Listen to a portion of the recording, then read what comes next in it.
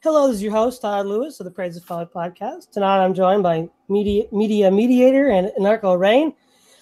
Tonight we are going to talk about the Andy Warski stream that I participated in on Monday, entitled Authoritarian States.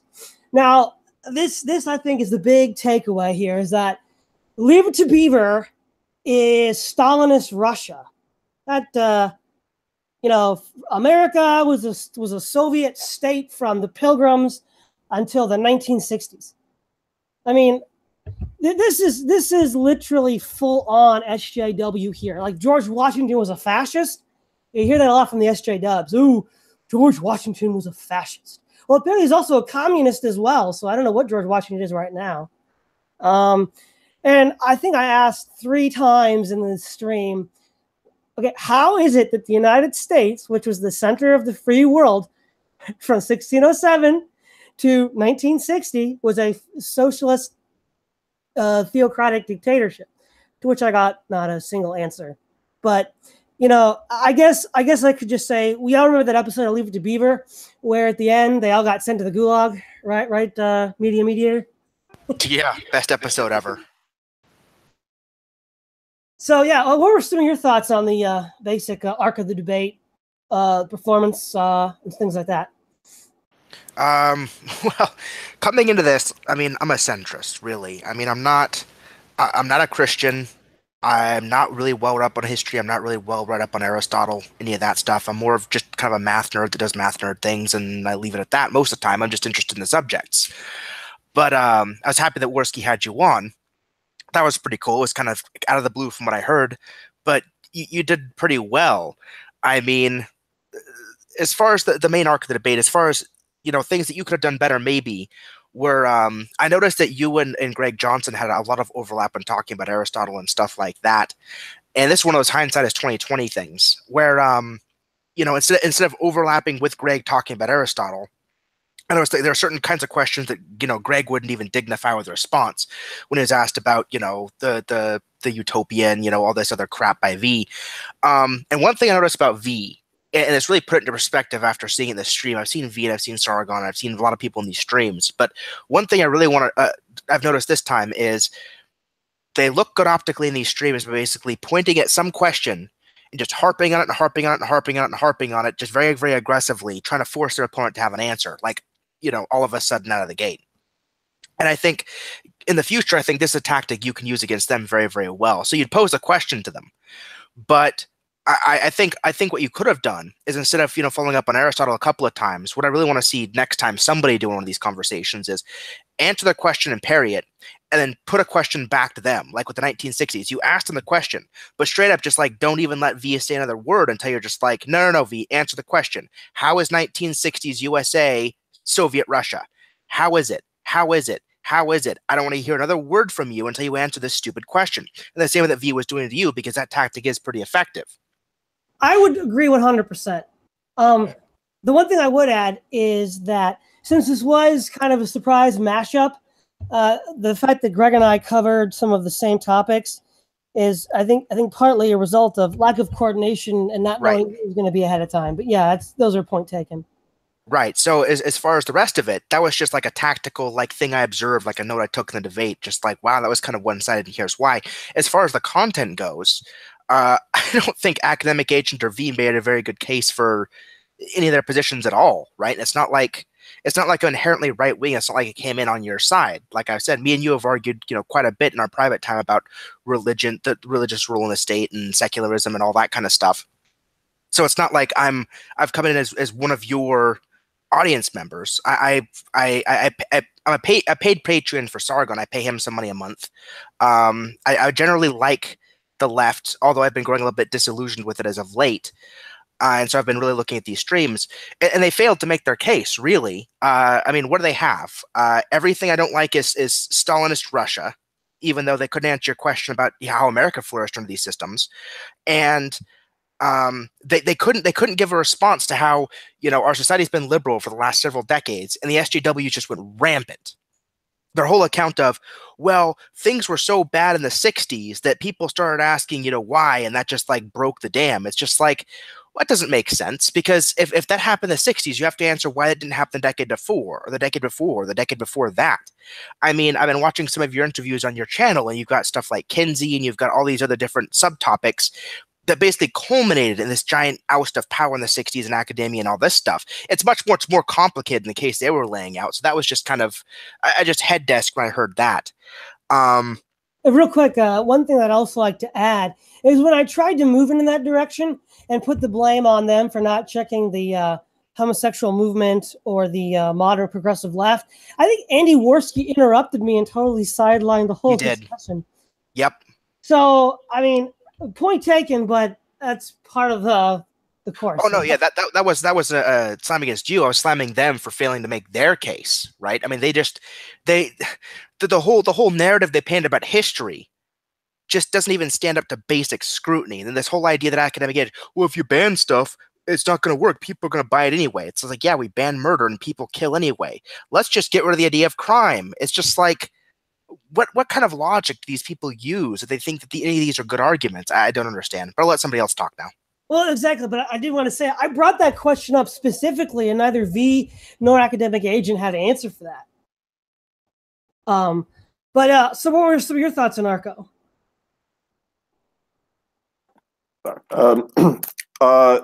So this to me is just further proof that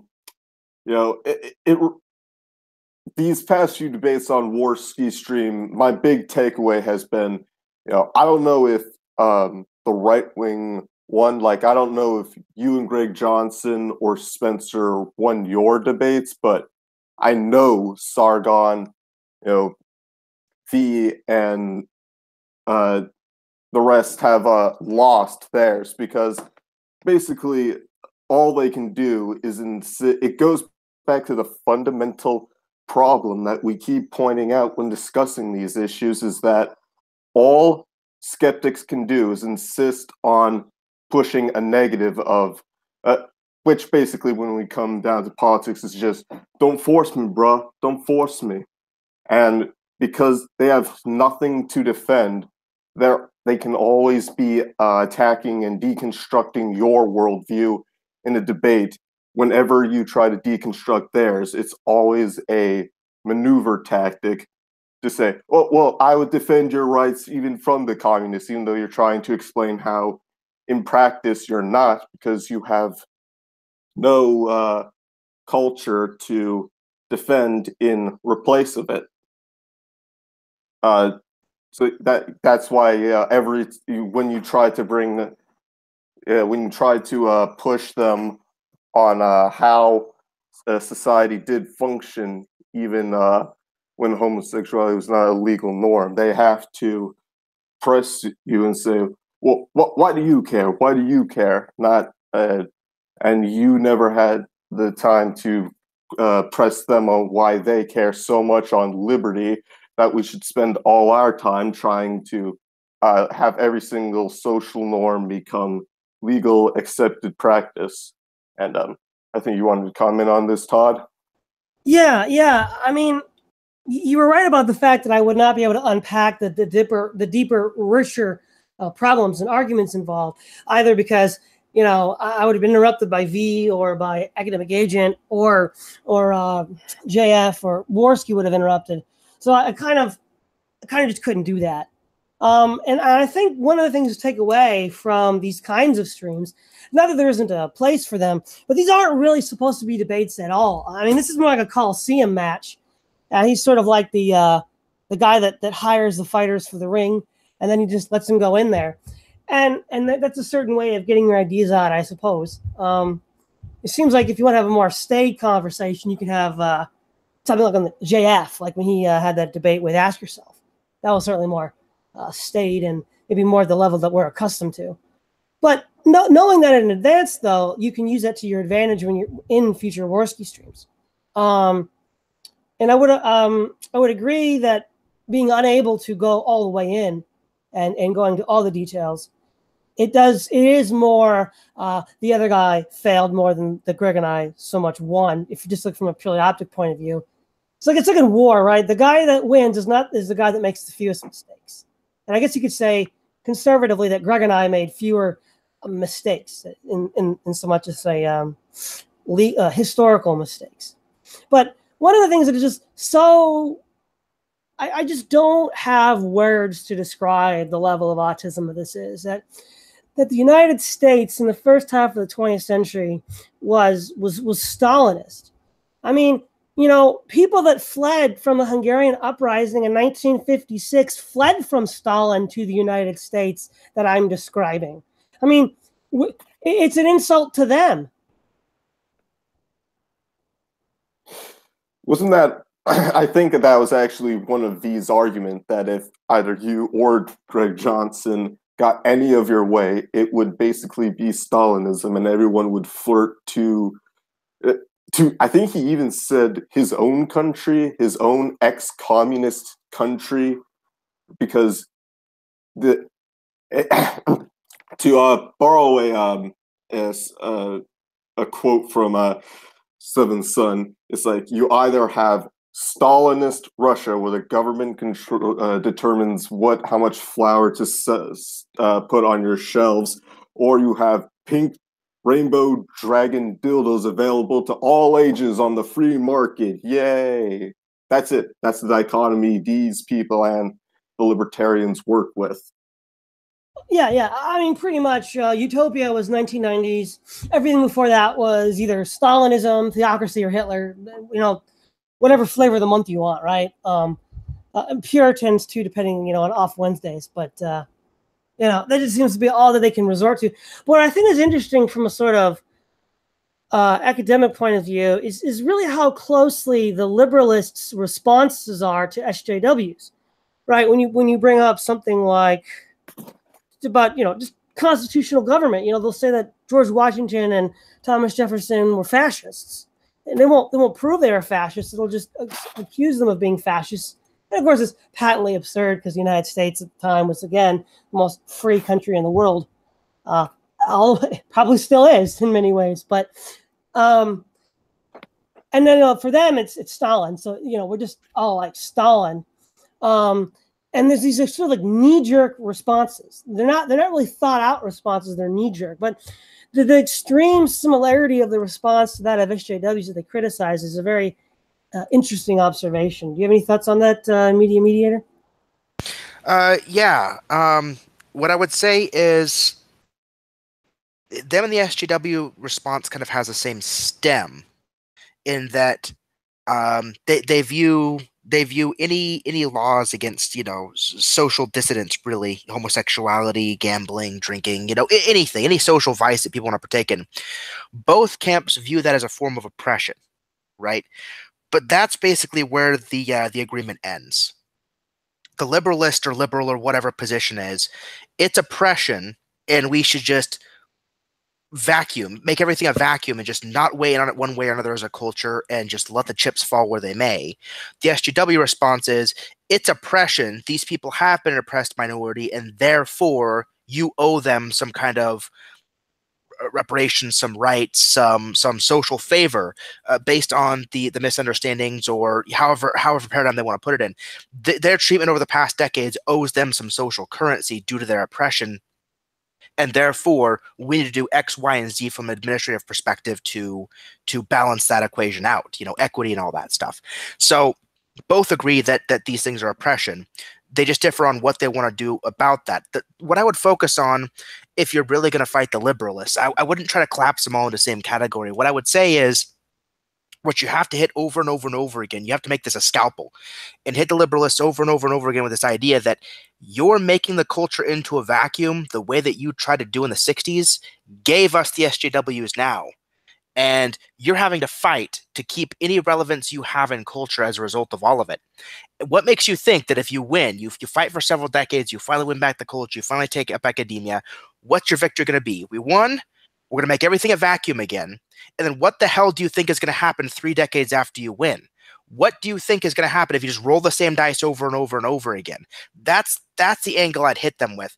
Just saying, you know, they're all SJWs. I mean, there's a kernel of truth to it. But I think the distributist in one of his videos responding to Crocoduck et al. was right about this. Just hitting them with that vacuum over and over and over again, where your peacekeeping efforts, trying to keep culture on neutral ground, has bred this social justice thing, and that's probably always going to be the case. I would actually agree 100%. That's a very good point, Logos. I think the other thing we have to hit them over the head again, over and over again, is how is Leave It to Beaver communist? I think that's sort of a distilled version of what I brought up in the stream on Monday. In that regard, I think that's also important.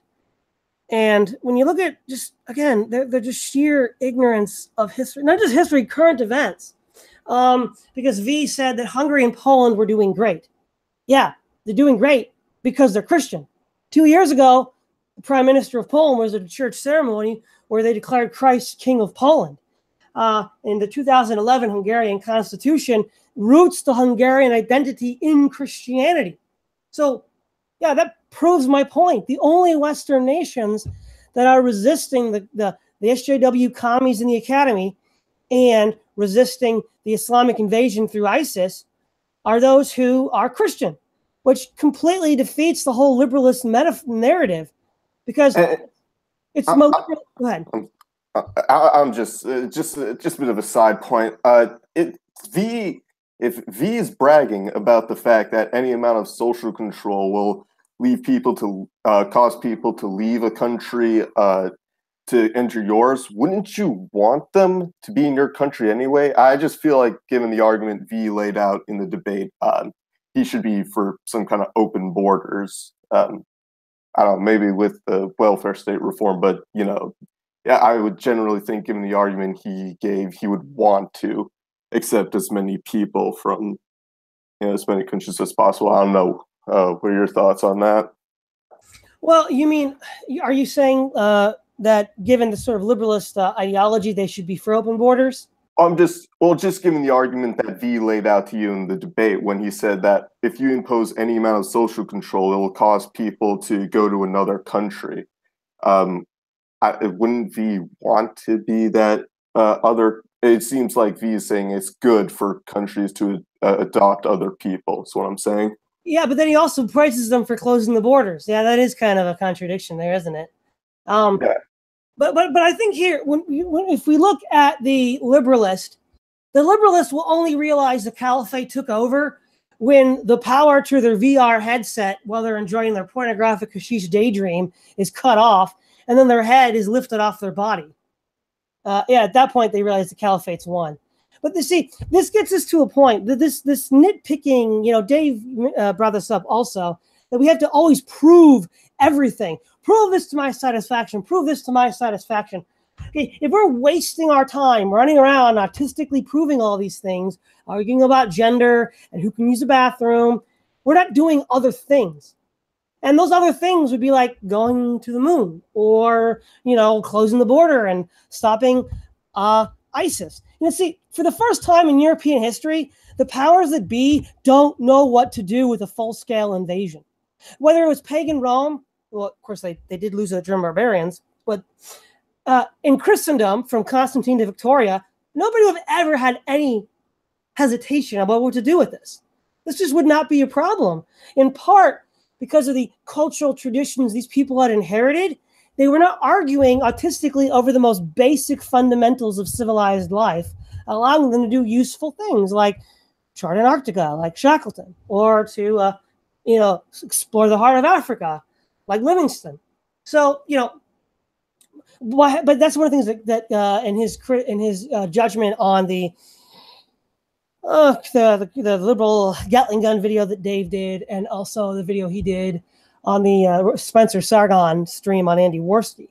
And I think that's important to point out, is that this liberalist fetish of reinventing the wheel all the time is in part one of the major factors leaving Europe vulnerable at this point. What are your thoughts on that, Media Mediator? Well, to jump in on that, it's also very one-sided. I don't know if you've been following a lot of the questions that Sargon's been getting about this liberalist stuff he's been trying to do, his little document and how he's been portraying the rights and all of this stuff, right? It's like liberals will attack, to the most fundamental level, any social institution that imposes some method of control over my liberty. But if you try to take them to task on their own institutions, they'll always say, well, we can't be too autistic. You know, it's good enough. It'll never be perfect. It's always good enough. And they'll just stop there. And so they'll say stuff like, well, I have a right to liberty. It's like, okay, you do have a right to liberty. Okay, what is this right and where does it come from? It's like, well, rights are things we give ourselves. Like, oh, rights are things we give ourselves. That's amazing, King Crocoduck. So if rights are things we give ourselves, then what's your objection in principle to SJWs through public fiat trying to get the right not to be offended? I mean, you can't object to their right to vie for this. It's not immoral under your set of principles. It's just a right they're trying to give themselves, or trying to get people to give them. They're just trying to reach a critical mass for it, really. So, I mean, if rights can be just anything people give themselves, which are then enforced by the state, then, I mean, okay, what if the alt-right advocates for, or the traditionalists or whoever advocates that the government doesn't have the right to, or won't protect people's right to liberty? We failed to give ourselves the right to liberty. Do you have the right to liberty then? Well, no, I guess not. Oh, okay. So, like, they haven't even foundationally built on these things called rights, what they are, what they mean, anything. They just, but I have them, like flailing around like a child. It's like the cringiest thing. But then look at any other institution that's actually been working and doing something for like millennia, and they'll just dissect that down to the very, very, microscopic iota and say, there is this imperfection right here. We must tear the whole thing down. It's oppressing me. It's the stupidest thing. Oh yeah, and there's a sort of corollary to this, harping on more rights and more imposition. Okay, let's assume, for the sake of argument, the sort of the framework of realities people operate with. There's no capital T truth. Morality is socially constructed. Which, if that's the case, why do they care if gender is? But that's another question. Okay, let's just assume all these things for the moment. Reality doesn't care if you're butthurt that your rights are violated. People that have a functioning society that's imposed by law will conquer you and enslave you and destroy you. Now, that's likely going to be the caliphate right now, at least in Europe, and in the United States with Azatlan and the Latinos, is probably going to be some sort of cartel dystopia like in Mexico and Brazil. But the fact is, that's just how things are. Whether you like them or not doesn't really matter.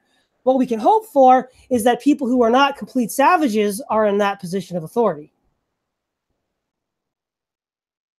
What are your thoughts on that, Anarcho?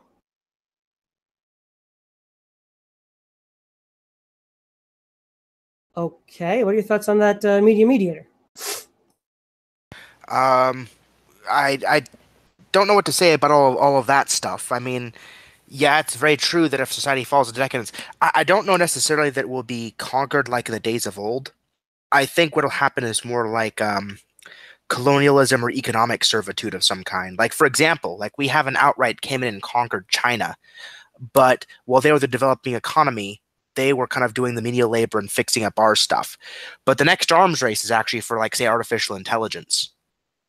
And China's been doing everything it can to be top dog there. Microsoft and the companies are giving them trouble. But if our social institutions collapse to the extent that companies like Microsoft and whatever, like, fail to find good labor and fail to do whatever, or if they just say, screw it, and they move over to China or somewhere else more lucrative because they have no ties that bind to the society, they'll just do whatever they can to make a buck, and so they move over to some other country that treats them better. If they start getting that, then we're going to be dominated. I'm less worried about Latin America. I'm more worried about rising powers that are, actually organized, like, say, China. Latin America has cartels and things, which might on a visceral level seem threatening, but really, as far as hegemony is concerned, the bigger threats are places like China that are really mobilizing, getting their economy together, and really, bridging the gap on new technologies. So that's what I'd have to say about that.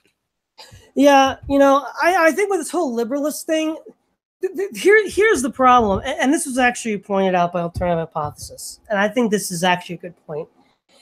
He points out that, because at one point he was French Elements and he was a radical libertarian. All of the arguments the liberalists make are ANCAP arguments, but then they arbitrarily stop and then defend some sort of minimal state. Well, or not so minimal in the case of Sargon, who believes in the NHS. So, those ideologies, this idea of self-ownership, this idea of spontaneous order, that all of society can just spontaneously order itself is a complete fiction and fairy tale. The minute you get rid of external organizing institutions, whether it's the church or the state or the family, you have essentially Somalia. You have the failed state of Mexico. And this problem you're talking about of hollowing out society, media mediator, is exactly based on the fallacy of spontaneous order. It doesn't happen spontaneously. That's why you need to have people patrolling the borders and protecting it. Yeah, go ahead, Anarcho. Yeah. Just what you to add to that, it's like to steal from James Alsop. It's tactical. I think he called it tactical and capping, but just tactical libertarianism in general, where every decision is down to the individual. Legal, not just legally, but economically and politically. Like every single thing lies with the individual, and until we come to something obvious like the law, where they just completely decide to buck all sorts of, well, it's something we as a public, not as a collective, but as a public, have to come to provide for each individual. So, okay, the public is doing it, but the individual receives.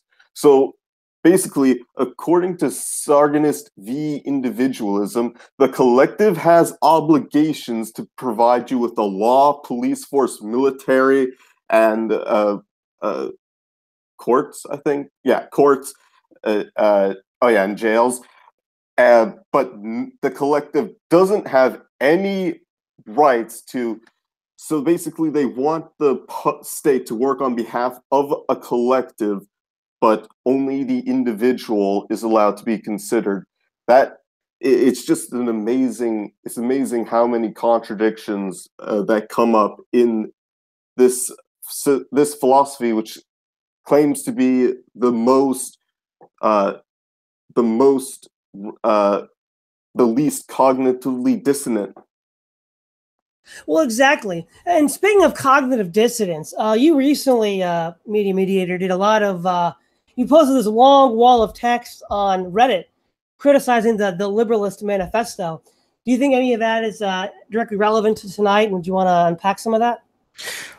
Well, the only part that ended up being relevant tonight is that Sargon did a stream with Uzulu like several days later in response to all these criticisms, and Sargon's just like, yeah, I'm gonna rewrite our document about rights, and I'm gonna rewrite this and that. It was too formal. His response to the criticisms is, well, I guess people are mistaking us for being more formal than we are, and so we're just gonna go, this is the kind of thing we want to see in society. It's going to be super vague. It's just going to be a certain, how we feel about things, and that's basically it. And I covered that earlier when I was talking about how they will put any institution, even if it's been working, under the microscope to look for any sort of oppression that's just not justifiable this second, and use that as an excuse to topple the whole institution, as distributors pointed out. But if you try to corner them on any of their philosophy, it's near to the extent that they will do to an institution, they will just flip out and say, well, mine's close enough, you're being autistic, blah, blah, blah, blah, blah, blah. It's a Hitchens two-step, basically. It's, it's just, morality doesn't exist. It's all just the way I feel about whatever. Oh, that's immoral, you can't do that. Except apply that to axiomatics. It's just like, this institution's oppressing me, you must justify every single thing down to the molecule about it. Well, okay, so what are you going to replace it with? Justify your thing molecularly. No, I don't have to do that. Mine's good enough. It's good enough just the way it is. Quit being autistic.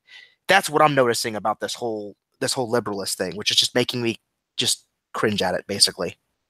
Well, yeah. I mean, I think one thing also that needs to be hammered again and again and again is that the liberalists have no solution.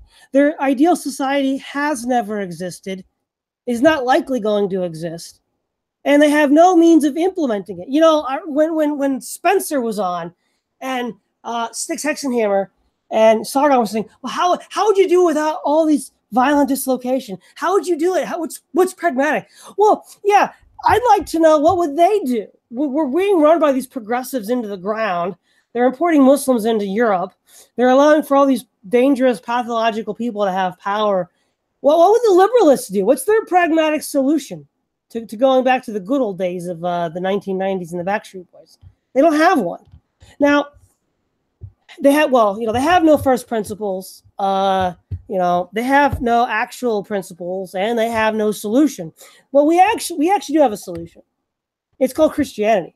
And from Constantine to Victoria, we had the greatest civilization in history.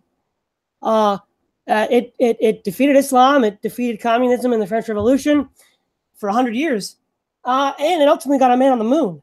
So, I mean, I'd like to see what the liberalists can bring from the historical record to compete with that. Anarcho, do you have any thoughts on that? No, I agree. I'm glad you brought up Styx, because I remember actually I didn't see the debate he had with Greg Johnson. I think I saw a Daily Show clip about it, and I bring this up because when it apparently what they said Johnson did, and I'll just take their word for it, is that he was able to turn the tables in that debate so that so Greg Johnson's alt-right, he's white identitarian. So what he made sure to do in that debate was not let Styx, the libertarian, claim that liberty had more value than white identity, which I think is. And by the way, the clip I did hear from that debate, Styx, the mother of all pragmatism, has to go to this weird sci-fi scenario where the blacks in China team up with all of South America to defeat the new white nations, basically the United States or something. So, but my pragmatic skeptics. But I think what's really important is that we not let them have the moral high ground, especially their subjective moral high ground when it comes to liberty, because we can, at least not their version where any social control is Stalinism. Like, let's at least shift the Overton window a little away from that, apparently non-autistic version of liberal, basically. Yeah, I want to interject real quick here, Narco. Well, the way you deal with that is, since they're using radical ANCAP arguments, you just call them Stalinists for having a state. I mean, I don't know how many times, back in the early 2000s, we're out here ANCAPs call anybody that believed in the state socialist. So maybe that's the way you disabuse them of that line of thinking. Yeah. That's what, both sides are actually, I would say that's something that that most liberal, American liberals anyway, they make that mistake all the time too, though. Like, they say, free healthcare is socialized medicine. It's like, no, if it was socialized, it'd be provided by the workers' collective of healthcare, blah blah blah. Like, it's so I think to an extent we can't blame the ANCAPs too much, because everyone keeps calling this state like anything the state does socialism, and anything that the state doesn't do is capitalism. It's kind of weird. Yeah. Well, one thing that was interesting, after the academic agent said that any sort of social or state control over people's behavior was central planning, and of course, that's just silly. But what did you guys think about when I brought up the example of hospitals and Christianity, and the very idea that the very idea of positive obligations gave us something so fundamental to our own existence? Like, academic agent had no response to that. Do you have any thoughts on that? Well, yeah, I mean, you're going to see this come up time and time again. So there's two things. There's actually two components to this to unpack. The first is, if you ask any liberalist when the best society was they want to return to, they're going to bring up like 1800s England, Hobbes, Locke, all the liberals, Enlightenment, late Enlightenment and all this stuff. But you and Dave would point out that that period basically had liberalism, as Dave put it metaphorically, as a flower blooming in the garden of Christianity, right? Liberalism allowed for certain social mechanisms and fluidity for certain things, but the society was mostly Christian. There was kind of like a box that you did stuff in. So to claim that society as a whole is just liberal in the way they think it's liberal is stupid. Like you've pointed out several times, like people in the 1800s, like it's not like they were like, yeah, gays do whatever you want. They had anti-sodomy laws and all that stuff. So that's one thing to unpack is whenever you ask the liberalist what their good society is, they're always going to point to some social order that's mostly Christian and a heck of a lot more rigid than they remember with the rose-tinted glasses. The second thing to bring up is the economic argument, right? This idea of, positive obligations are always bad and totalitarian, always, dissolve governments. It's like, right, except for most of the good things we know and love are invented by the frickin' military. Hospitals were invented by like Christianity. The universities, the Jesuits teaching people to read, which is one of the reasons the Enlightenment was sparked. I mean, there's all sorts of things that were brought about because people believed in positive obligations that we have to each other. And so this whole idea of like atomic individualism, like you talked about, spontaneous order, that's not borne out by history. Like all the best stuff is done through organization and a ton of research with no returns. It's just like how many millions and billions of dollars do you think the military screwed up on research before we finally got the internet? Like no private company is going to be able to to burden. I think what the military spent on finally getting the internet to fruition, like you talked about in your debate with the ANCAPs, for example. When companies just do things for a profit and they're risk averse and all this stuff, certain things just won't get done. Like, for example, we had a man to the moon, like what, in the 60s? And what now? What have we done since then? I mean, we got like a drone or whatever to Mars, which is pretty cool, but where have people gone? We've got a space station hovering above the Earth. You would think with as many decades have passed, as exponentially better as technology, computers, and the rest of it have gotten, we would have gone to like some other planet or something by now, had a human on Mars, had a human on, some other planet or solar system. But I don't even think we've made when's the last time we made a return trip to the moon? A long time. And I'll put it this way, I'm sure it has nothing to do with the obvious correlative fact that we're no longer Christian. And when we did get to the moon, well, let's see, in Apollo 8 in moon orbit, they wrote Genesis 1, chapter 1, verses 1 to 10. So yeah, we were a Christian country then, so... So it's totally not related at all, right, Logos? Yeah, the core of it, though, is positive obligations, right? I mean, we as a society decided that damn the profits, damn the risk. There are certain things that we as a species need to do for ourselves and for each other that won't benefit, any individuals in the immediate short term or whatnot, but it's for our kids. It's to honor our ancestors that paved the way for us. It's to pave the way for our kids coming in front of us, to make a society better for them to live, even if it's not my personal benefit to the here and now. Like Dave and Naked Ape both said in different ways when they had a stream on Sargon. That's the main idea. Positive obligations can produce very, very good stuff, but no, never mind that. It's all Stalinist. Yeah, exactly. It's all Stalinist. From the guy who wants Christians to make gays bake the gays cake. Well, that's actually another thing too. This whole thing that I brought up that was totally ignored is that this is a massive communist attack on Christianity. None of these people go around to Jewish, Muslim, or Sikh bakers and do these bake the cake stunts. Well, I mean, the Muslim would probably send you a bomb, and the Jew would probably get you fired from your job. And nobody knows or cares about Sikhs. I guess that's how it boils down. But I mean, this is clearly a targeted attack by bigots against Christianity, and nobody really cared. It's like, well, whatever. But again, that just shows you the deep underlying sympathy that the liberalists have for the worldview that the SJWs are coming from. A minor correction. V did say in the debate not to bake the cake. Sargon, however, does want to bake the cake. Yeah, no, I'm talking about academic Asian. Oh, yeah. Okay, good. Okay, that makes sense. Yeah, he does want to bake the cake. Yeah, his whole reasoning for it was so goofy, too.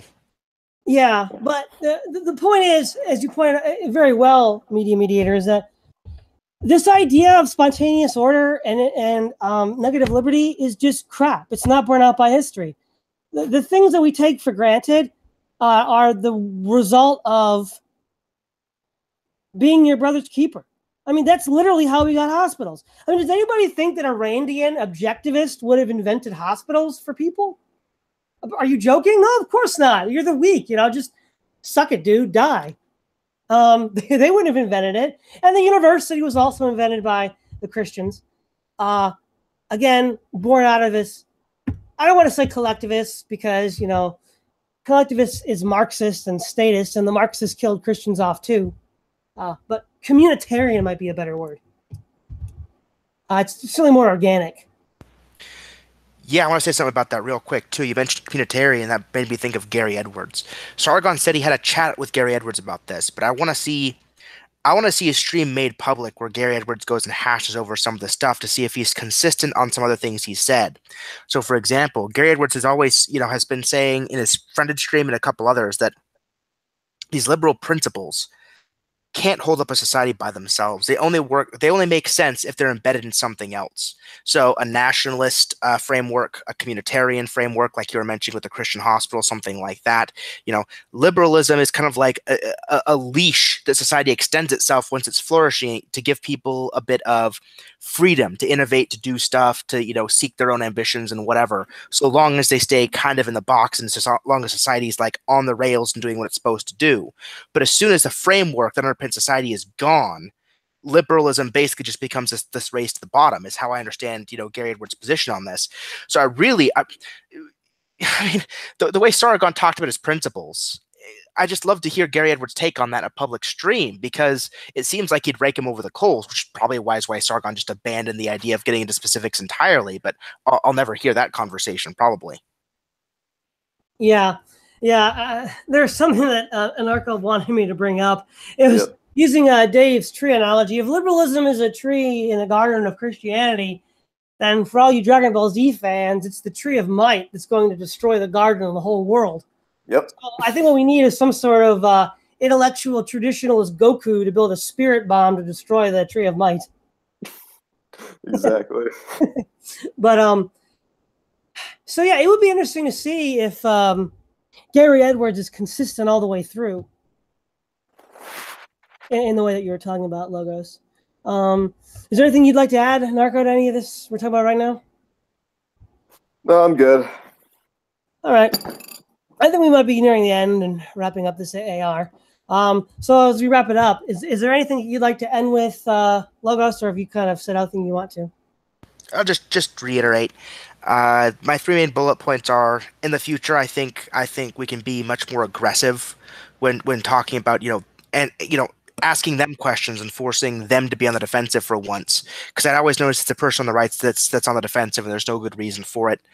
The second bullet point is I'm fed up with their need for their opposition to get super specific into their principles, and then Sargon v. whoever will treat to, oh well, it's good enough. I mean, can you imagine Sargon, asking Spencer, what is white or who is white in your society, and Spencer goes, we'll come up with something that works for like 80% of the people, and we'll never get perfect, so it's good enough. Sargon wouldn't accept it from Spencer, and Sargon is going with it for his own philosophy. Yep. And the last thing I want to point out is just the this hate boner against positive obligations. I think is just really silly, self-defeating, and just it doesn't bear well with history. So that's my closing. Yeah. Okay. Anarcho.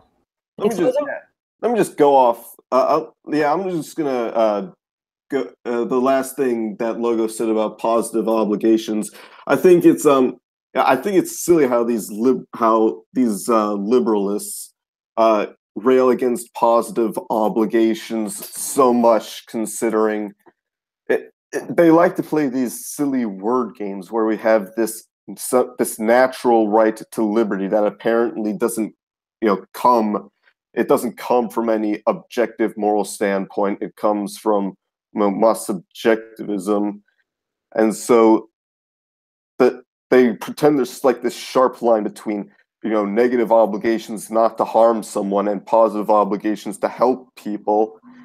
If we don't help each other, then we know that we will have harmed that's a mode of harm, because it's a simple, and granted, no one can really know where to draw the line in terms of how to help people who are sick indigent and disabled and other various groups of society. Like, I agree that there's no easy way to determine that answer, but we know it's not this autistic sense of negative obligations only, because those are the most objective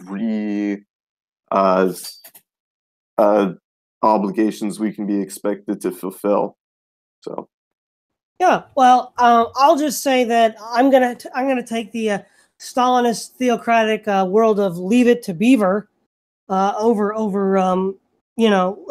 the liberalist ideology. But I think in closing, what the liberalists need to answer is, how does an ideology that has no intellectual foundation, no historical foundation, and no possibility of being implemented have any power at all to affect anything? And why are they rejecting the only solution the West has had for the past 1,700 years to solve all of these problems that we face today? This is Todd Lewis of the Praise of Folly podcast, signing off.